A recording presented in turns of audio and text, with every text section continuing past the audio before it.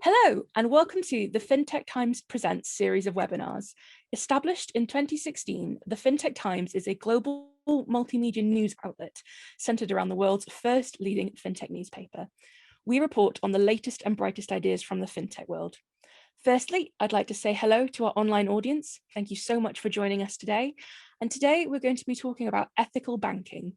So you can follow along the conversation on Twitter using hashtag #FintechTimesEthicalBanking, and you can follow us at the Fintech Times.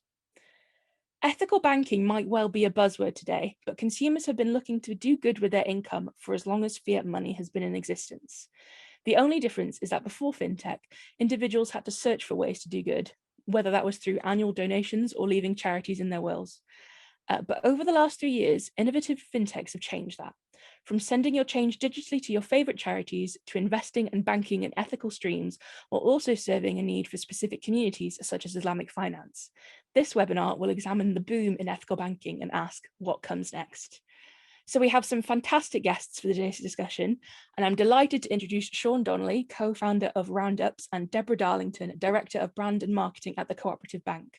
So thank you so much both for joining me today. I'd love to start off by just having each of you give us a very short introduction to yourself and your company. So Deborah, why don't you kick us off? Hi, my name's Deborah Darlington. So I'm, as you say, Director of Brand and Marketing at the Co-operative Bank. I've been with the bank now for 12, 13 years. As many people hopefully know, the Co-operative Bank has been in existence actually next year for 150 years. And next year is also the 30th anniversary of our customer-led ethical policy, which basically gives our customers a say in how the bank is run in terms of what we do and don't, the campaigns and charities we support, the businesses or areas that we do and don't invest in. So yeah, thrilled to be here and absolutely delighted to be talking about ethics in banking generally. So thank you for having me. Perfect. Thank you so much, Deborah. And Sean. Yeah, thanks, Polly, and good to be here. I am Sean Donnelly, co-founder of the platform Roundups.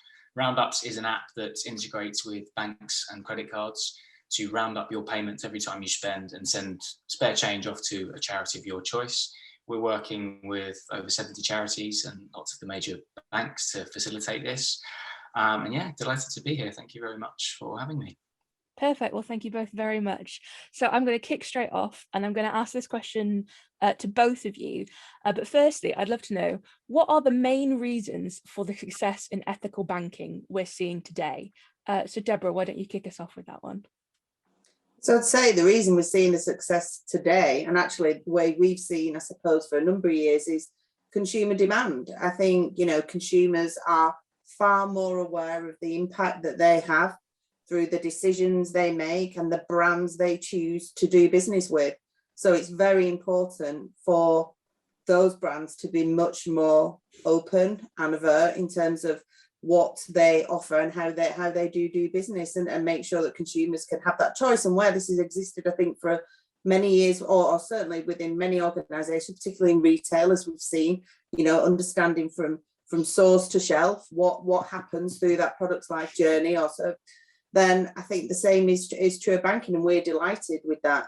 We are at the moment looking to put into place some feedback and research that we've had with consumers. We recently did a piece to understand post-pandemic and what's happening in consumers' minds, and 20 million UK consumers tell us they are now more than ever going to be influenced by the choices and their choice will be influenced by how ethical, whether it be through environmental or social impact a brand has. So actually we're championing at the moment, we're going to look to see how we can get some sort of kite mark that for banks to sort of say, yeah, you lift the bonnet of this business and it's doing what it says it's doing. Yeah, absolutely. Fantastic. Sean, I could see you nodding along to a lot of that. Yeah, Do you have anything you want to add? Absolutely. I echo all of that. I think that's, we're at a bit of a tipping point right now because there's lots of data out there, particularly around the younger generations. It's almost a bit of a cliche, but your Gen Z, their decisions, arguably for the first generation, are much more guided by ethics.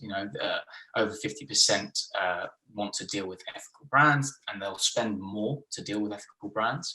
And I think that kind of shift in the mindset of us as a society, is obviously phenomenal. But there is an opportunity to capitalize on that, and you know, banks are so very well placed excuse me, to do that. And yeah, I mean, the technology there is there as a means to an end, to facilitate more good. And I think it really goes back to traditional branding. You know, companies, banks, or other brands build brand loyalty by aligning themselves with the attitudes and the intentions of their customers. And I think that's what we're seeing, because those intentions are a lot more ethical and socially conscientious nowadays. It's just a natural progression that people are taking on board that as well. Yeah, I love how you both gone straight to sort of consumer demand, because I completely agree. And I feel like it's just something that everyone's talking about at the moment, just how much they want, you know, good to come from their finances. So Sean, it's interesting that you mentioned sort of Gen Z then.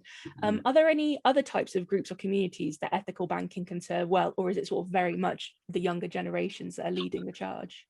It's certainly not exclusive. I think that is a go-to for many people, because there's a lot of demand in that space. But I think that, you know, even before the pandemic, everybody was becoming so much more conscientious about the environment, with, you know, David Attenborough and everything that he's done, and that really cuts through the mainstream to every generation. Everybody is improving the way that they recycle or make decisions or support their community, and I think the pandemic, for the torrid experience it's been for everybody, if there was a silver lining, it's that sense of kind of, you know, that we're global citizens and that what we do has repercussions. So COVID, if anything, has accelerated it. And I think that does apply to all communities. So Gen Z is one that certainly us at Roundups are interested in particularly. But that shift in mindset, I think, applies, you know, across the board. Yeah, and then Deborah, I'd like to ask you sort of the same question. In your experience, how have you found you know, the groups or communities being served by ethical banking? Which sort of sectors are we looking at? Yeah, I mean, well, you know, as absolutely as, you know, the point's perfect that's just been made, you know, this is now the norm. You know, many years ago, when the cooperative bank was first really starting to move into the ethical space and really, you know, launch the ethical policy, it was maybe seen as a bit niche or a bit left, you know. It's just the vernacular, it's what we do, you know yourself now, as you rightly said, you know, the way we behave in our homes, our households, the way we consume, how we do things, the decisions we make, it's just fundamentally changed. We're much more conscious and aware. But I do think, you know, as you'd expect for the cooperative bank, you know, we absolutely, many of all our customers clearly come and stay with us because of our ethics. But we do have a significant amount of charities, social enterprises, cooperatives, and you know, that is very important to them. How we treat them, how we work with them, how we give back, how we support through the banking, for example, through things like, you know, free banking for charities, because they need to focus on doing the good they do, not pay to just make the bank account work. And it's about us having this ecosystem that works for all in the best way.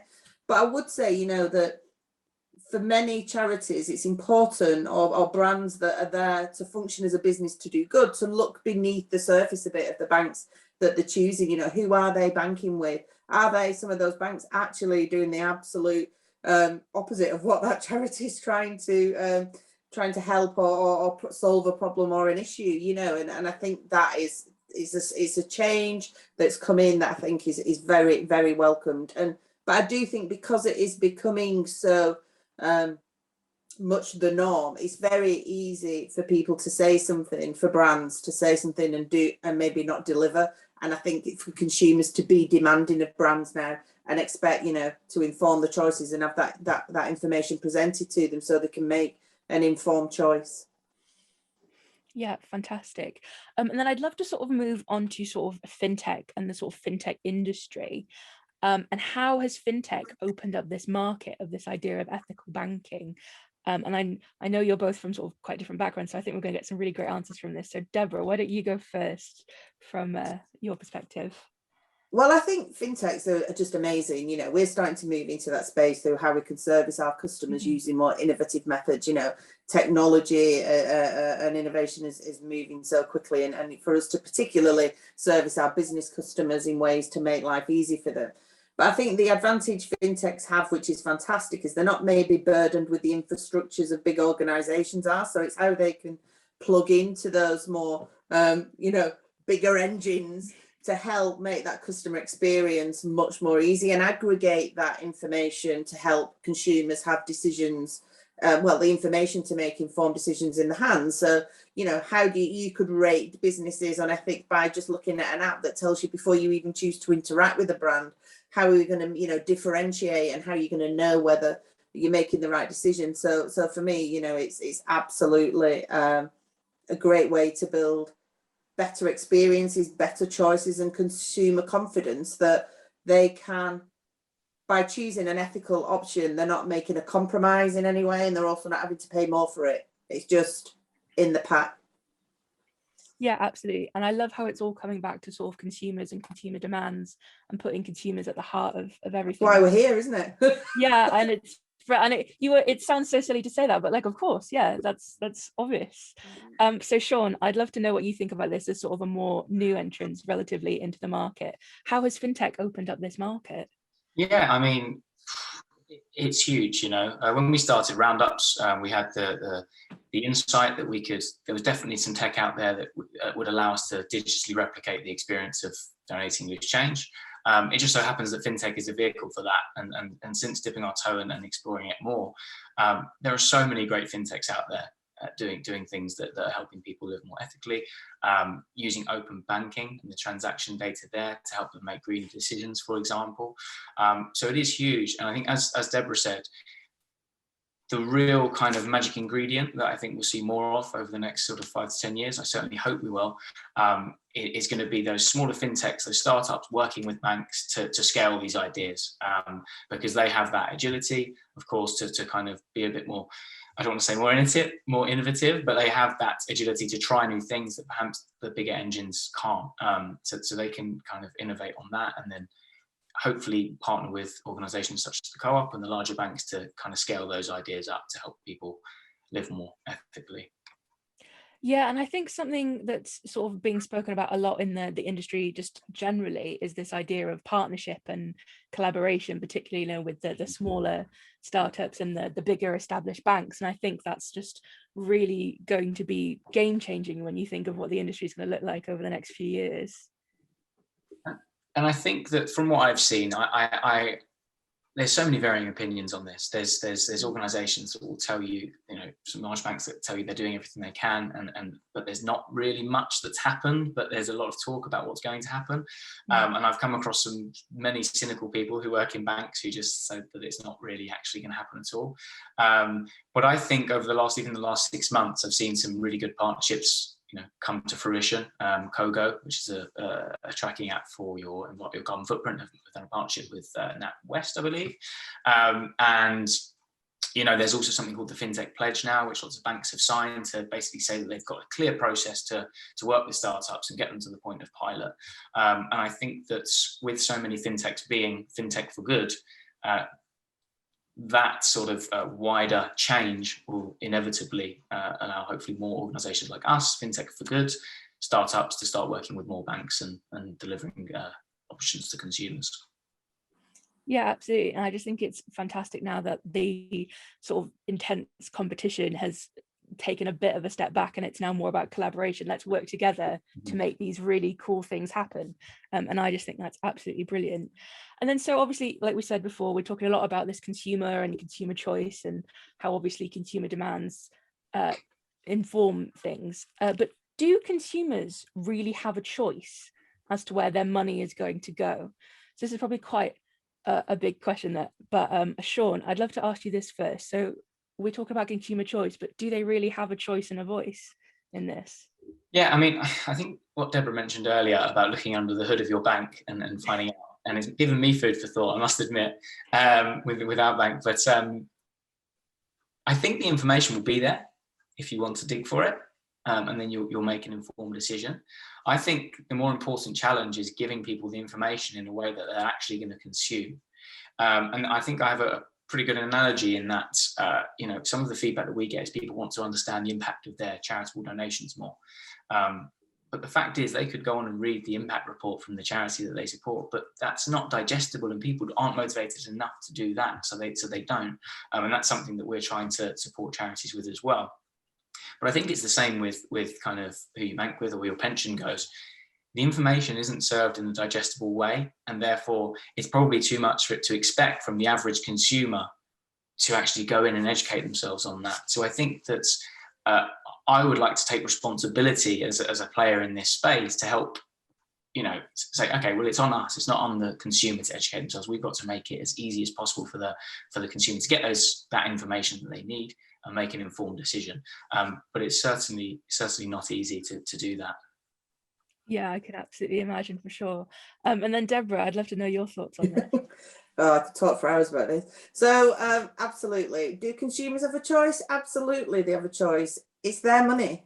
It's their bank that they're choosing to bank with. So first and foremost, they have a choice and a voice with who they're choosing to be demanding of that. And if they don't like the answers they're getting, they can leave. There's plenty of choice out there, and there's new entrants, there's a whole set depending on what is important to you, and of course there's a myriad of reasons why consumers choose a bank, but fundamentally, if it's about that the ethical aspect of that, then absolutely, as you rightly said, sometimes it's quite complicated information. It can be a bit dry.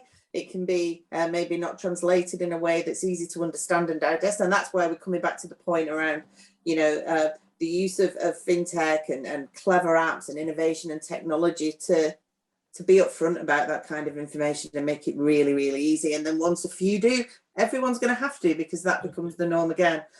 But what I would say for the cooperative bank, and this is why I've stayed here and why I love my job, it's a fantastic, because we believe we are genuinely making a difference and delivering what our customers tell us. And interestingly, talked about our ethical policy, and it's customer led, and next week we're going out for our 6th poll with our customers, where we'll contact all, I will give our 3.3 million customers the opportunity to take part in our poll. It's currently live with colleagues at the moment, to have a say in what they do and don't want us to support, the businesses they want us to support, the campaigns they want us to stand up for, the charitable aspects, the issues that are bothering them, whether it be from cryptocurrency through to organisations that fund or support areas that are not are damaging the environment further, or are not sustainable, or right through to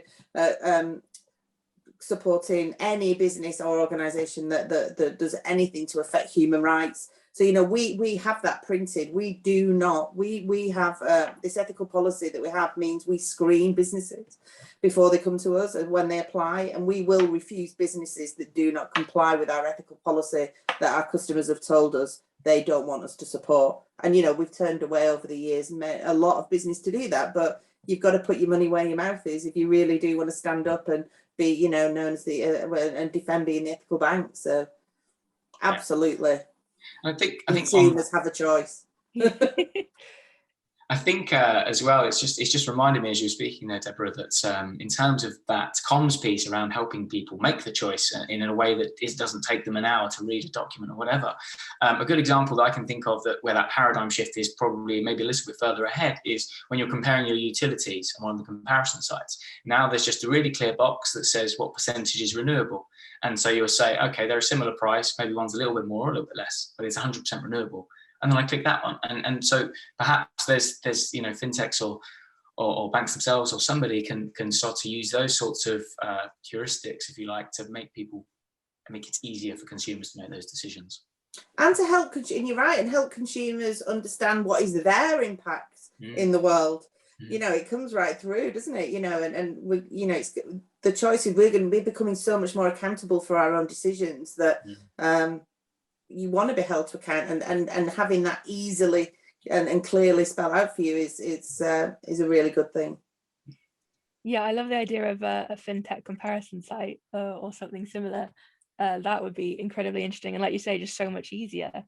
Sort of following on a very similar vein to what both of you have just been saying, do you think then that sort of the idea of ethical banking and sort of examining people's ethical concerns is sort of helping consumers have more awareness of their finances, like in general, because everyone's very quick to shout about their ethical, how, you know, how this company is being ethical and, oh, we're planting so many trees and stuff like that. So do you think it's helping customers sort of actually step back and consider who they're going to work with? Deborah, I don't know if you wanted to. And bank with who when they make the sort choice. of, with their finances. Yeah, is it helping us to be overall? honest, I think I think many consumers just take for granted banking. I don't think many, because most of us, we deposit money. Our bank works, it does the job it needs to be, it's quite transaction, it's functional, fine, that's all I need. You know, banking's meant to be a bit boring, isn't it, because it's just meant to work. So I think it's probably more because people haven't asked the questions, or they maybe weren't fully aware what impact that could have. So and you know, and I think more and more spotlight on that area will only empower consumers. So by choosing the bank, your bank will give you a say in which businesses they will lend money to. So instantly, by banking with someone who doesn't support certain things that you maybe don't agree with or against or believe in, you're contributing to that. You're either reducing it or you're increasing it for the good or the bad.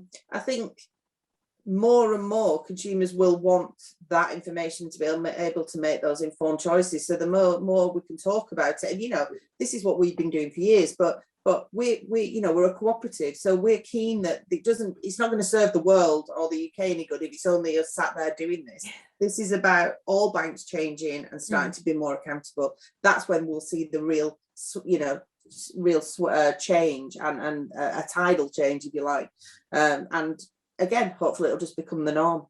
But right through as well to where your savings go, what funds are they being invested in? You know, you don't have to be a really big investor to have a say in where that's going. You might want to unpick it a little bit. So I'd just say to consumers, ask the questions, find out, probe in the same way you would any other decision that you make. You know, if you're buying a car or you're changing utilities, you ask the questions, don't you? Yeah, absolutely, 100%. Sean, did you have anything you wanted to add? Yeah, I fully agree. And I think that shift is happening. Undoubtedly, people are, and it's all to do, you know, one of the brilliant things that technology has afforded us in the last couple of decades in particular is everybody has information at their fingertips. So whether you're comparing a car or comparing your utilities, and it's only a matter of time before that happens with things that, as Deborah said, you don't potentially have thought about. So traditionally, people just going back, they might have started a bank when they were 16 and they just bank with them because, as we've said, it works, and so you don't think about it. Challenger banks came along and shook that up a bit because they gave us a bunch of nice features, which I think most of the legacy banks are more or less caught up with now. So that was a bit of a paradigm shift, but I think it's inevitable that, you know, social decisions will start to play a part in that as well. And making people cognizant of the fact that who you bank with matters. It's part of your impact footprint, if you like. And it's the same, you know, with things like pensions. You know, where you hold your pension is a huge, one of the biggest investments you make. And if you make it an ethical one, that could be one of the most impactful things that you do as well. Yeah, absolutely, brilliant. And then, so how are charitable organisations and ethical-based businesses benefiting from this? Sean, do you want to go ahead with that one? Yeah, huge. You know, we work with lots and lots of charities. It's just a necessity now. You know, Fintech is responsible for a very large part of their income. Particularly during COVID, everybody had to adapt and replace all of that in-person fundraising and event fundraising and use some type of Fintech to process donations and keep the money coming in to fund their services and support their beneficiaries. So it's absolutely crucial. I think that anybody in the charity sector is, you know, huge fans of the likes of Just Giving, even though some areas of the public are cynical that they have money, they have bills to pay like any other business. But it's huge. It's absolutely a necessity of the third sector, Fintech, in so many ways. It's difficult to really surmise because it's just absolutely a requirement. Yeah, absolutely. And Deborah, same question to you. Yeah, I mean, I completely agree. You know, we can see how charities have suffered through the past 18 months, and well, not quite 18 months, but and it was tough for charities anyway, as life gets harder. So anything that can make accessibility, awareness, of the charities, fantastic. Anything that can make donations easier, amazing. Anything that can mean that we can aggregate and work together with other charities. I am a great believer that good attracts good, and like-minded people attract like-minded people. And we're really proud of the amount of charities, as I said earlier, social enterprises that bank with us, because that's what we'll be doing, and we supported them, and we try and we've adapted products and services to suit their needs. But we can always do more, and then it's the next step now. What does that mean from a tech perspective? We work with a number of key charities for which our customers, it's called Everyday Rewards, and customers earn rewards for transactions and for certain behaviours, and they can donate that money that they earn directly to the charity of their choice. And we've given up to now of about 1.3 million back to those charities just through customers using the card.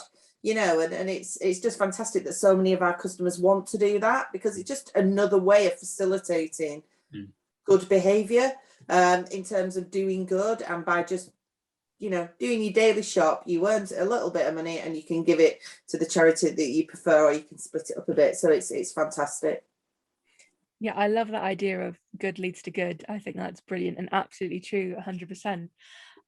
So finally then, we are coming to the end of our time, but I'd love to know what you both think about the future. So where do you think this market will be in, say, 12 months' time? Deborah, I'd like to ask you that first, please. I think first off, it'll just mean there's more choice. And anything that can give ease, we're talking about banking in particularly, but accessibility, ease of use, but not at a cost or a trade-off. And that consumers in 12 months' time, maybe won't be fully there, but that is, as we said, innovators and tech are working together to solve problems, consumer problems that can help banks alleviate, because we're all working for the greater good, and ultimately if customers aren't happy and consumers aren't happy, then, nobody's going to win. And certainly the environment and the other charitable causes we all support certainly won't be winning. So yeah, I'd see absolute choice, and choice at the point of research and decision making, not having to make choices once you're within a brand and demanding that. The consumers, I believe, should be demanding of every brand that they work with today, or purchase from, or choose to align themselves with. But yeah, and just more, who knows, flipping out, look at where we are today compared to where we were just a few years ago. It's changing so quickly. I don't think I'd be instantly out of date by saying where we were, but for me, making life easier for customers, making it informed, and making sure that it's all working, it's aggregating up for the greater good. Fantastic, amazing. And then Sean, your thoughts on the future? Yeah, I think 12 months is pretty close. So I feel like I'd love to be super optimistic and say that we're going to have a seismic shift by then. I think we're probably looking at more like a 5-year sort of turnaround before we can start to see changes in the mainstream. Where people are really taking control of their, the ethics involved in their banking and using fintech to kind of, I guess, improve and increase their social impact. But I think that the positives is that it's absolutely going in the right direction. The information that people have is letting them make more informed decisions, and just the societal changes around being more conscientious and wanting to have more of an impact with our lives is just going to facilitate that and grow it on further. So yeah, 12 months, I'd love to say it's going to be a huge transformation, but I think 5 years we could look back on today and think, yeah, those things have really come to the fore. Fantastic. Well, unfortunately, that does bring us to the end of our webinar today. Firstly, thank you so much to our online audience for watching. Don't forget that you can follow along the conversation with the hashtag Fintech Times Ethical Banking, and follow us at the Fintech Times on Twitter. And thank you both for joining me today, Deborah and Sean. It's been a pleasure to have you, and I've absolutely loved our conversation, especially on such an important topic, I think. But no, thank you so much for joining me. I've really appreciated it. Thanks a lot. Thank you.